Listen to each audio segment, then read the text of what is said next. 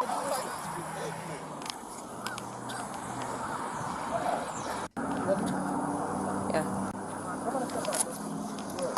Come on, step up on me. I'll explain it to you. I didn't give you permission to do that. I know. Step out. I'll explain everything. The man you are watching being pulled out of his car is a military veteran. He is a father, and about a minute before this, he was driving to get breakfast for his kids. He has not committed a crime. He is not a suspect in anything he actually did. The only reason 4 officers are about to put their hands on him is this. Somewhere in a database, there is a wanted man who happens to share his name. That is it. A name. And in the next few minutes, that single coincidence is going to get an innocent veteran thrown to the ground and arrested. His name is Silvester Hayes. This is Dallas, in 2021. He gets pulled over for a broken taillight, hands the officer his ID like he is supposed to, and within minutes, he is fighting just to be heard.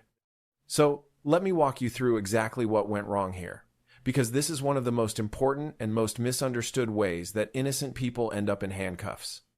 Start with the stop itself. A broken taillight is a valid reason to pull someone over. That part is legal. He gets pulled to the curb, and he does the cooperative thing. He hands over his identification.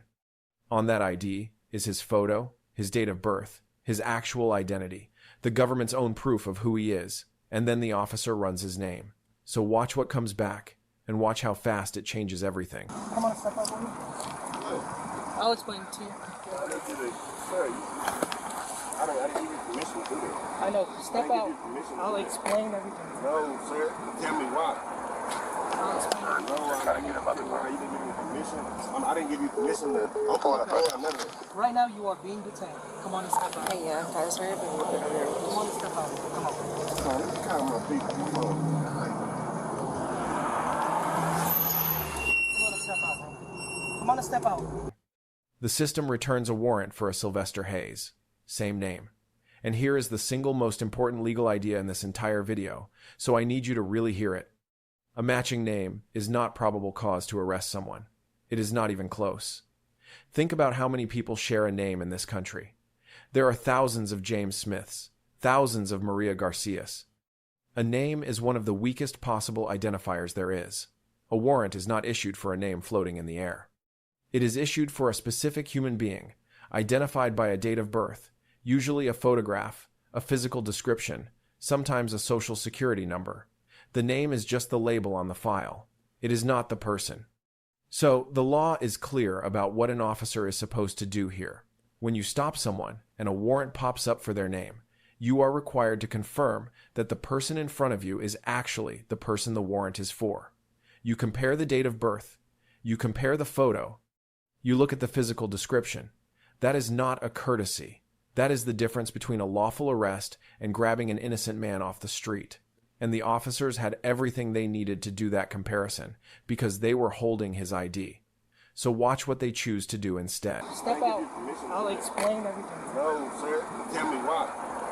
I'll explain it. No, I didn't give you permission. I didn't give you permission to. I'm pulling up. None of it. Right now, you are being detained. Come on and step out. hey, yeah, I'm sorry, but Come on and step out. Come on. Come on, let me calm my people. Come on.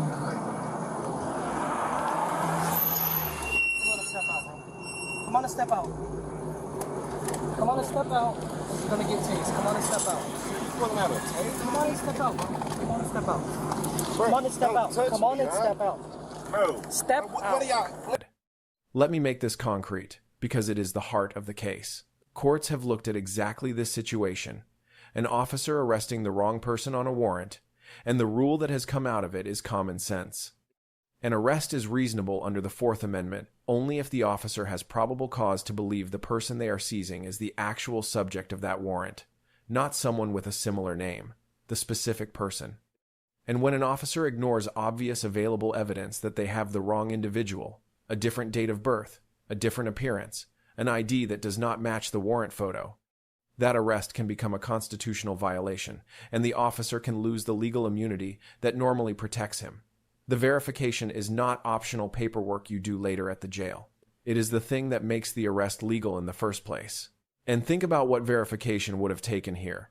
Seconds. Pull up the warrant. Look at the date of birth. Look at the photograph of the wanted man. Hold it next to the ID already in your hand and ask one question. Is this the same person? If the birth dates do not match, you do not have your man. Full stop. That one comparison is the entire safeguard the system is built on, and it is exactly the step that got skipped while a father was being wrestled out of his car. Instead of slowing down and comparing the warrant to the ID in their own hands, they escalate. They move to take him out of the car, and from his side of it, understand what is happening. A man who knows he has done nothing, who just handed over his real identification, is suddenly being pulled out of his vehicle over a name. He is confused. He is scared. He keeps saying it. This is my name. I did not do anything. And the more he insists on the truth, the rougher it gets.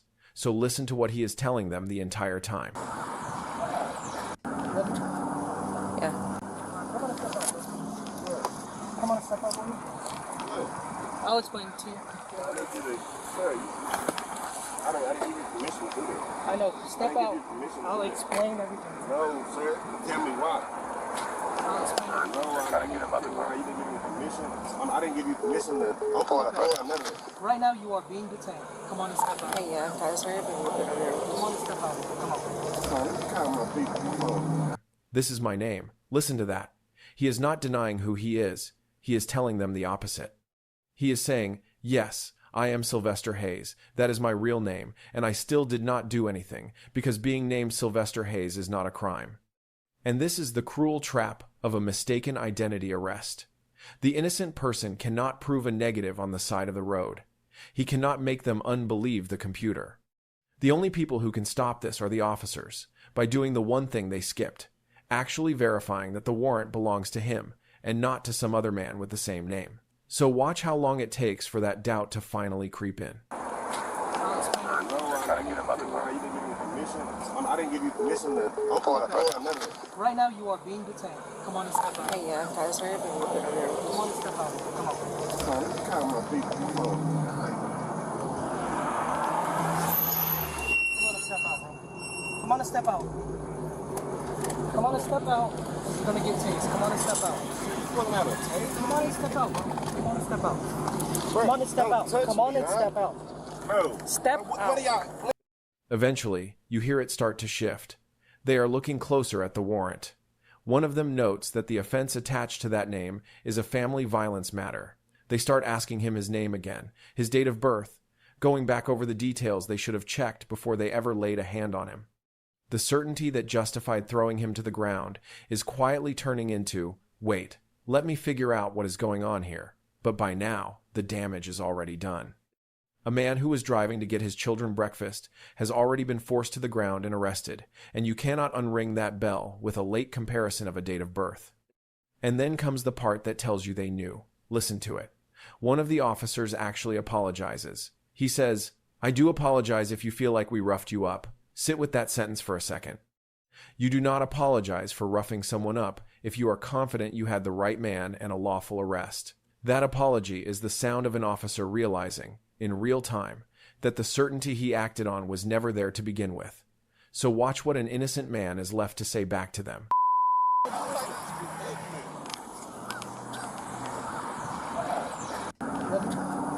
yeah. Come on and step out for me. I'll explain it to you. Sir, I didn't give you permission to do that. I know. Step I didn't out. give you permission to I'll do that. explain everything. No, sir. Tell me why. I'll explain everything. No, I didn't give you permission. I didn't give you permission to. I'm part of none of it. Right now, you are being detained. Come on and step out. hey, yeah, guys, sorry, but Come on and step out. Come on. Come on, calm my people. Come on. Come on and step out, bro. Come on and step out. Come on and step out. You're gonna get tased. Come on and step out. What's the matter? Come on and step out, bro. Come on and step out. Bro, Come on and step don't out. touch Come on me, and huh? step out. He asks the only question that matters. How do you handle me like this, over a name? How do you rough me up like this when I came to you with my real ID and the truth? And there is no good answer to that question, because there is no version of the law where a shared name is enough to do what they did. The Fourth Amendment protects every person from unreasonable seizure, and an arrest built on nothing more than a name match, when your real identification is sitting in the officer's hand, is about as unreasonable as it gets. And there is a second violation stacked on top of the first one, and it is the force.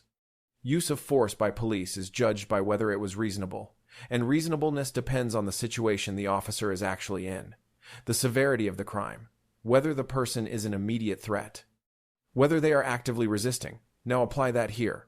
The supposed crime was a warrant that was not even his. He was not armed. He was not a threat. He was a confused man asking why this was happening to him and calling out for help. When the justification for grabbing someone is hollow to begin with, the force used to take them down does not get a pass just because they tensed up or pulled away while being dragged from a car. You cannot manufacture the resistance by escalating an arrest you never had the right to make, and then point to that resistance as the reason for the force. The whole chain started from a mistake that 60 seconds of looking at his ID would have prevented. Now let me tell you why this case matters beyond just this one man. Because mistaken identity arrests are far more common than people think. Databases are messy. Names repeat. Warrants get attached to common names all the time.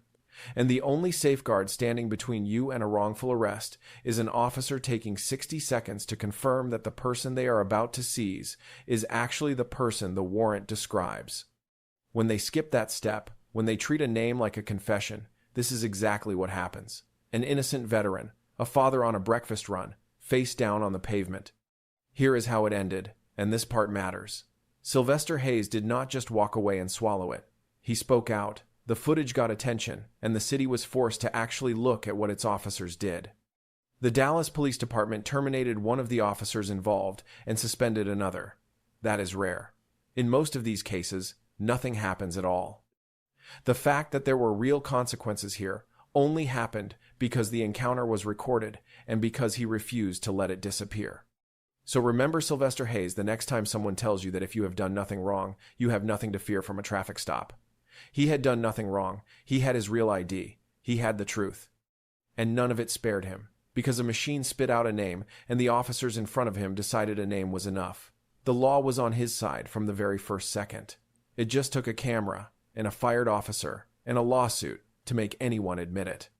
If you want to understand your rights at a traffic stop, what you have to provide, what the police are actually required to do before they can arrest you, and how to protect yourself when you are the one being mistaken for someone else, everything is in the playbook, linked in the description below. Like and subscribe for more cases like this one. I will see you in the next one.